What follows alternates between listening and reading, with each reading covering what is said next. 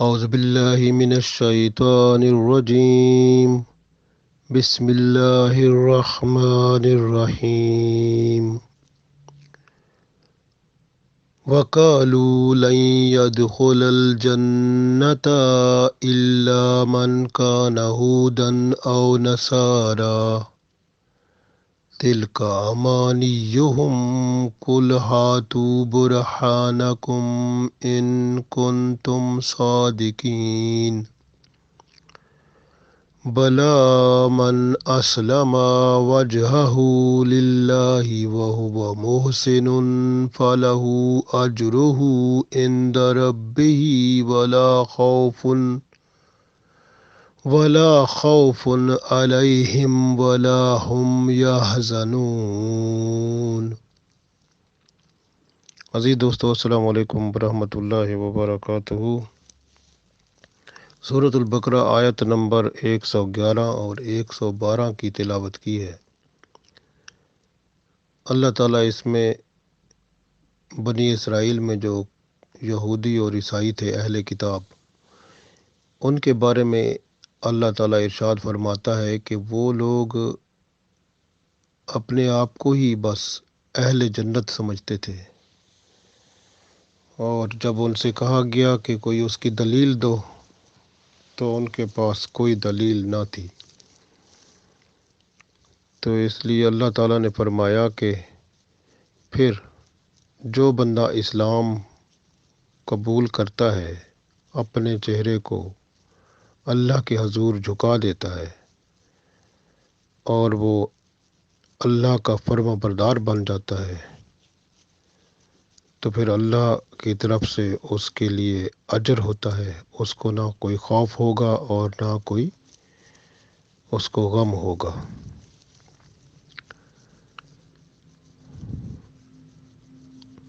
اللہ تعالیٰ ارشاد فرماتا ہے، وقالو، اور کہا، لن يدخل الجنت،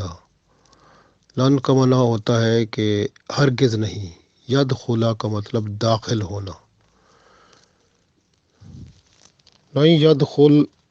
کا مطلب ہوگا ہرگز داخل نہیں ہوں گے، خل الجنت، جنت میں، یعنی جنت میں ہرگز داخل نہیں ہوں گے، الا مگر وہ،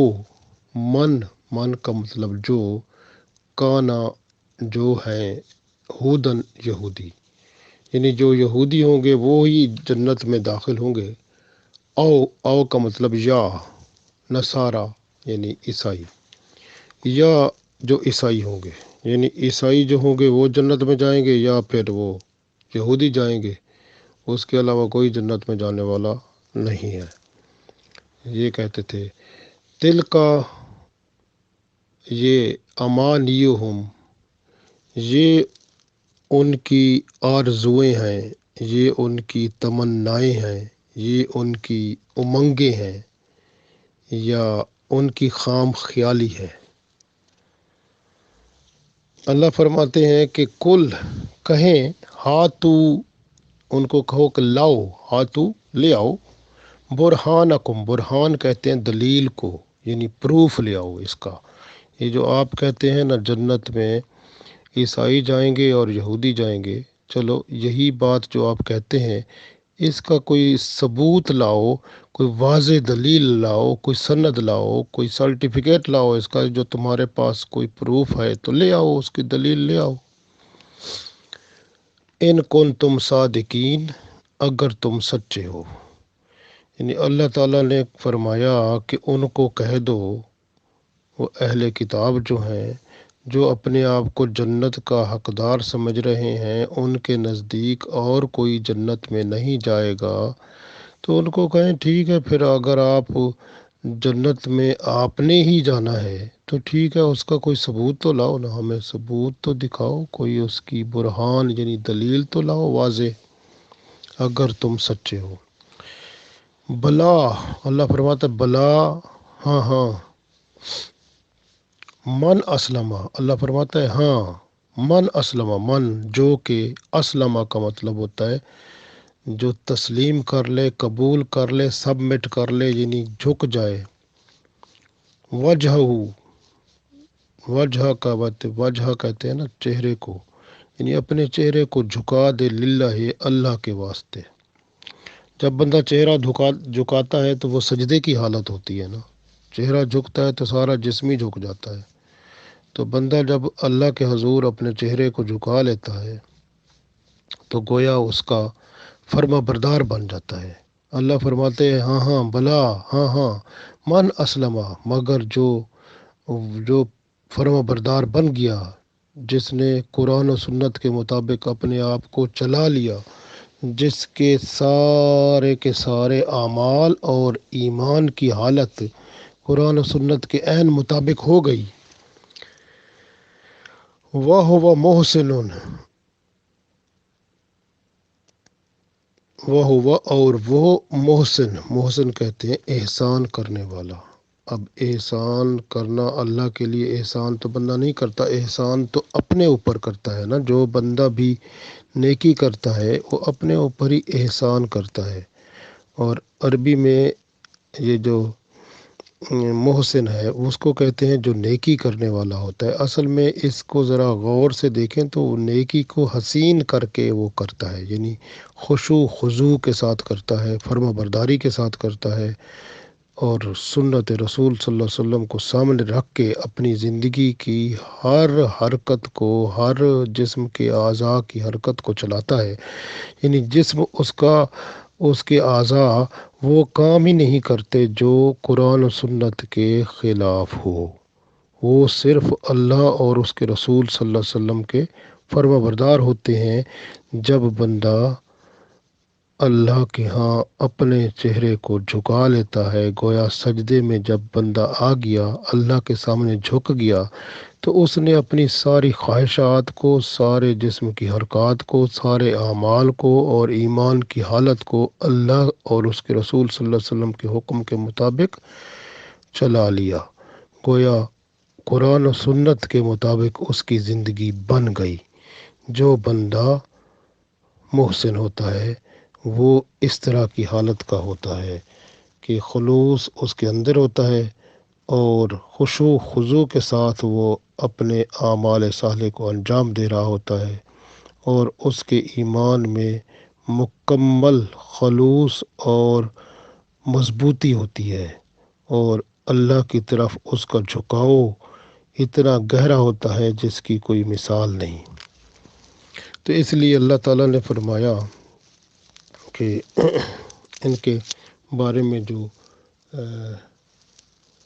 فرمایا کہ بلا من اسلمہ، ہاں ہاں، من اسلمہ، جو تسلیم کر لیتا ہے، جو اسلام کو قبول کر لیتا ہے، وجہہ، اور وہ اپنے چہرے کو للہ اللہ کے سامنے جھکا دیتا ہے، وہ محسن، اور وہ محسن ہے، نیکیاں کرنے والا ہے، فلہ، پس اس کے واسطے اجرہ، اس کا اجر ہے، ثواب ہے، عند ربہ، اس کے رب کے پاس، ولا خوف، اور اسے نہ کوئی خوف ہوگا، علیہم، یعنی ان کے اوپر نہ کوئی خوف ہوگا، ولا ہم، اور نہ ان کے اوپر یحزنون، کوئی غم ہوگا، یعنی نہ وہ غمگین ہوں گے اور نہ ان کو کوئی افسوس ہوگا۔ تو اس کا مطلب کیا ہوا؟ صرف اس کو جو جھکنے والا ہوگا۔ اب یہاں پر ایک سب سے اہم بات جو ہے وہ جو بتانے والی ہے، وہ سب سے اہم بات یہ ہے کہ جب ایک پیغمبر آتا ہے تو پچھلے پیغمبر کی شریعت جو ہے وہ کینسل ہو جاتی ہے، وہ منسوخ ہو جاتی ہے۔ جس طرح رسول اللہ صلی اللہ علیہ وآلہ وسلم تشریف لائے تو قرآن پاک کو بھی ساتھ لائے، اور قرآن پاک کی تشریح جو ہے اس کی، وہ آپ صلی اللہ علیہ وسلم کی زندگی ہے، جس کو ہم سنت کہتے ہیں، اور سنت میں سارا کچھ آ جاتا ہے جو قرآن کی تفسیر ہے، عملی طور پر وہ سنت کہلاتی ہے۔ اور اسی کو ہم کہتے ہیں قرآن و سنت کے مطابق زندگی اگر بن جائے تو سمجھو اللہ کے رسول صلی اللہ علیہ وسلم کی پیروی بندے سے ہو گئی۔ تو یہ اصل بات ہوتی ہے۔ تو قرآن و سنت کے مطابق اپنے آپ کو بنانا سب سے اہم بات ہے، اور یہ اسی وقت ہوتا ہے قرآن و سنت ہی ہماری جو اسلام کی شریعت محمدی ہے صلی اللہ علیہ وسلم، وہ ساری کی ساری شریعت قرآن و سنت پر انحصار کرتی ہے۔ تو اب جو کرنٹ پرافٹ ہوتا ہے، یعنی جو وقت کا موجودہ جو پیغمبر ہوتا ہے، اسی کی پیروی کی جاتی ہے۔ اس سے پہلے جو کتابیں آ چکی ہیں ان کی پیروی نہیں کی جاتی، ان کے مطابق زندگی نہیں گزاری جاتی، اور نہ ہی پچھلے پیغمبر کے حکم کے مطابق یا شریعت کے مطابق زندگی کو گزارا جاتا ہے۔ تو جس دور میں بندہ ہوتا ہے اور جو اس وقت کا پیغمبر ہوتا ہے اس کے مطابق زندگی کو گزارنا ہوتا ہے۔ اب رسول اللہ صلی اللہ علیہ وسلم، ہم خوش قسمت ہیں کہ ہم وہ لوگ ہیں کہ آپ صلی اللہ علیہ وسلم واحد نبی ہیں جو کہ تمام کائنات کے لیے ہیں۔ بنی اسرائیل میں تو علاقے علاقے میں نبی آتے تھے، ہمارے ہاں اب رسول پاک صلی اللہ علیہ وسلم اللہ کی طرف سے رحمت للعالمین بن کے آئے ہیں، اور وہ نہ صرف ہماری زمین پر بلکہ اللہ کے نبی عرشوں پر بھی ہیں، زمین پر بھی ہیں، ہر جگہ ان کی نبوت موجود ہے۔ تو ان کے اوپر اللہ تعالیٰ کی بڑی رحمت اور بڑا کرم ہے۔ اور سب سے بڑی بات ہم یہ عرض کریں گے کہ جس طرح اللہ نے قرآن پاک میں فرمایا لقد من اللہ علی المومنین، تو اللہ نے بے شک ہم مومنین لوگوں پر جن میں ایمان ہے ان پر احسان کیا کہ ان میں اپنے حبیب صلی اللہ علیہ وسلم کو بھیج دیا۔ تو ہم تو وہ لوگ ہیں، اس لیے کہ ہمیں پتہ ہے کہ صرف ہمارا ایک ہی رسول ہے، وہ رسول پاک صلی اللہ علیہ وسلم جن کی سنت کو اپنائیں گے، اور قرآن پاک جو ان پر نازل ہوا قرآن و سنت کو ہی اپنائیں گے، تو وہ شریعت محمدی صلی اللہ علیہ وسلم کے مطابق جب زندگی گزر جائے گی تو بس کامیابی کامرانی ہوگی۔ اور اسی کو فرمایا گیا کہ جو بندہ خلوص دل سے، یعنی خلوص نیت سے اعمال اپنے سنت رسول صلی اللہ علیہ وسلم کے مطابق بنا لیتا ہے اور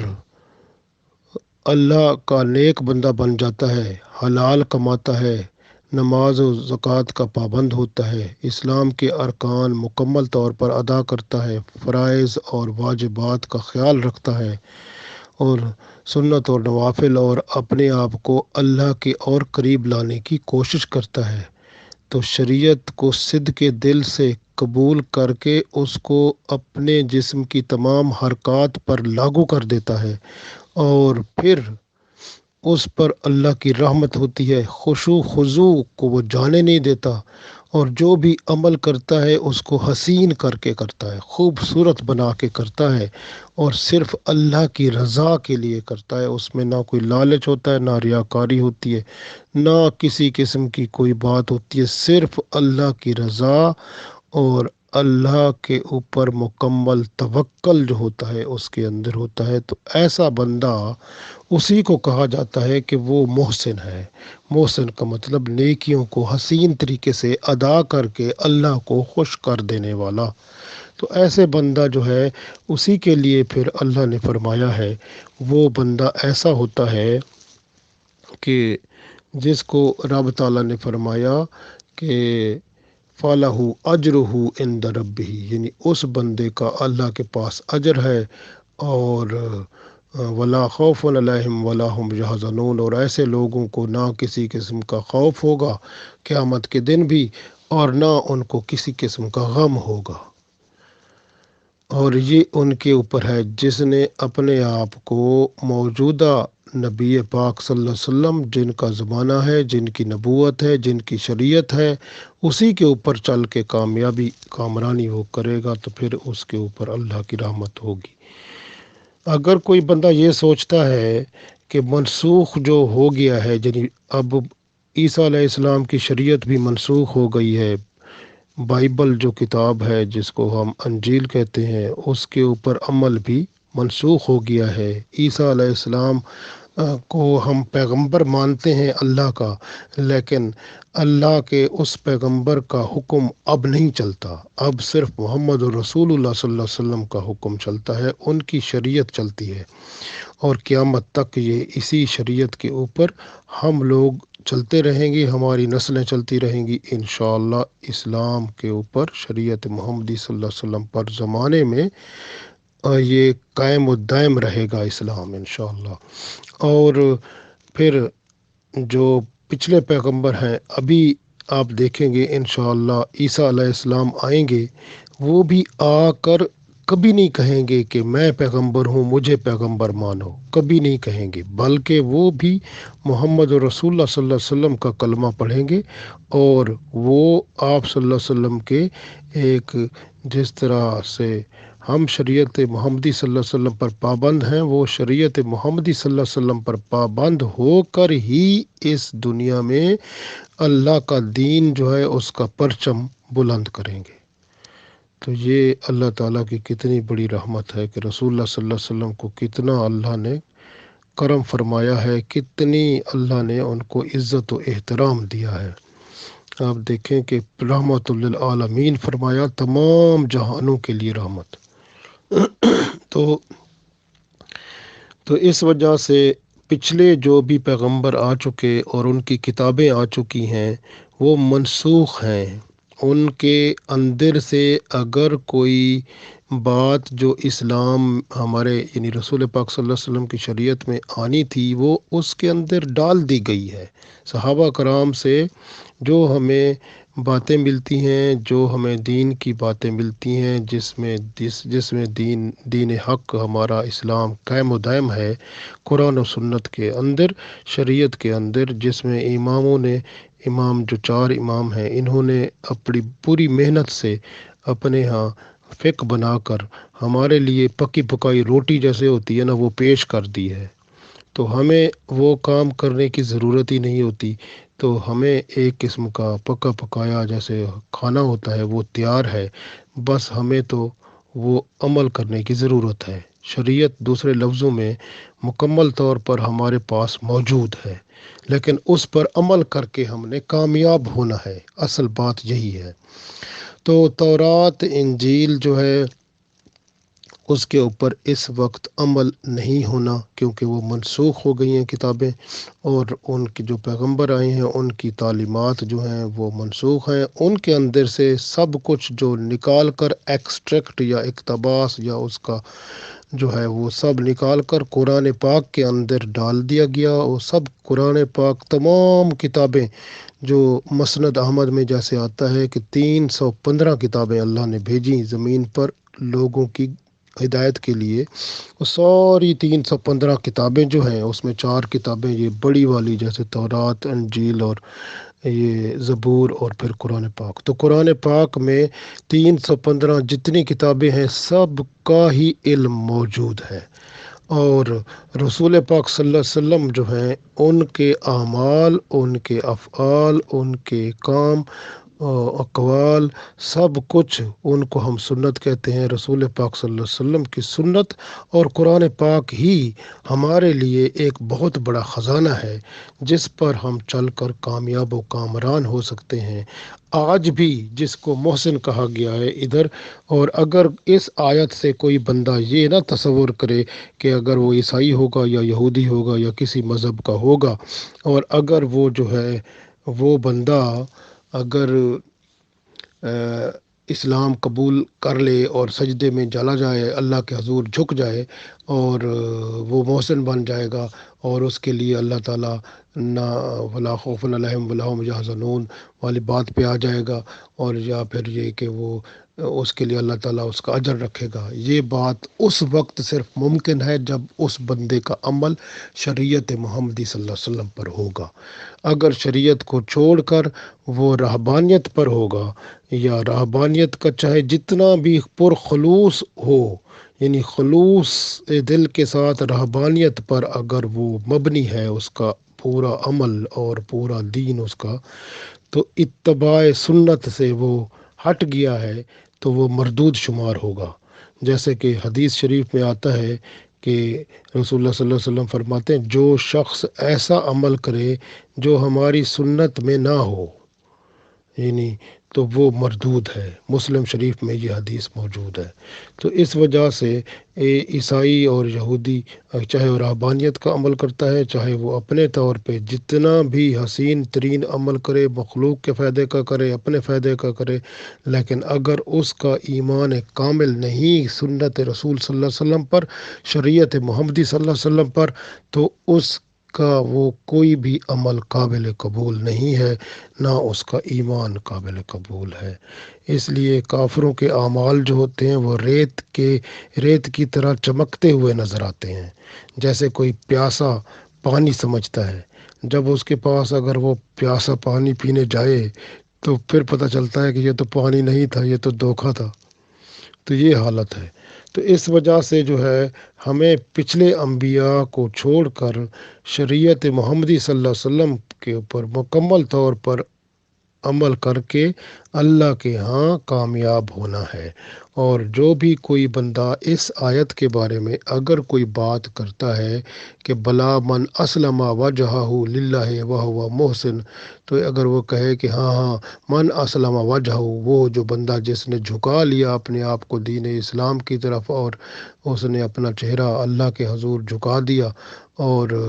وہ محسن اور وہ بڑا نیکوکار ہو، تو فلہ اجرہ عند ربہ، تو اللہ کے پاس اس کا اجر ہے، ولا خوف علیہم ولا هم یحزنون، تو اس کے لیے کوئی خوف نہیں ہے اور نہ ہی وہ غمگین ہوگا۔ اگر کوئی بندہ اس پہ دلیل کرے اور ساتھ یہ کہے کہ یہ پاسیبل ہے، ممکن ہے، ہم کہتے ہیں یہ ممکن ہے، لیکن اگر اس کا عمل جو ہے، اس کا ایمان جو ہے شریعت محمدی صلی اللہ علیہ وسلم پر ہو، قرآن و سنت پر ہو، تو پھر ٹھیک ہے، نہیں تو کوئی ٹھیک نہیں ہے۔ تو باقی جو یہود و نصارہ کہتے ہیں کہ جنت ہماری ہے، وہ جنت کے لیے اللہ نے فرما دیا کہ آپ کوئی دلیل تو لے آؤ نا، واضح دلیل جس سے پتہ چلے کہ اگر تم سچے ہو تو بتاؤ۔ تو یہ لوگ کیسے سچے ہیں؟ آپ نے پہلے ہم آپ کے سامنے بیان فرما رہے ہیں کہ یہ جو بنی اسرائیل کا اور یہودیوں کا معاملہ کتنے عرصے سے چل رہا ہے، آپ پیچھے ان کو دیکھ لیں کتنے یہ لوگ سچے ہیں، اور کیا ان کو ہم اس طرح سمجھ سکتے ہیں کہ یہ لوگ اللہ اور اس کے رسول صلی اللہ علیہ وسلم کے فرما بردار ہیں؟ جبکہ رسول اللہ صلی اللہ علیہ وسلم اللہ تعالیٰ کے وہ پیغمبر ہیں جن کا مکمل جو ہے بیان ان کی تورات میں بھی تھا، انجیل میں بھی تھا اور زبور میں بھی تھا۔ ان کے بارے میں مکمل طور پر جو ہے اللہ تعالیٰ نے آگاہی فرما دی تھی، اور ان لوگوں کو پتہ بھی چل گیا، سب کچھ واضح ہو گیا کہ رسول اللہ صلی اللہ علیہ وسلم حق اور سچ اور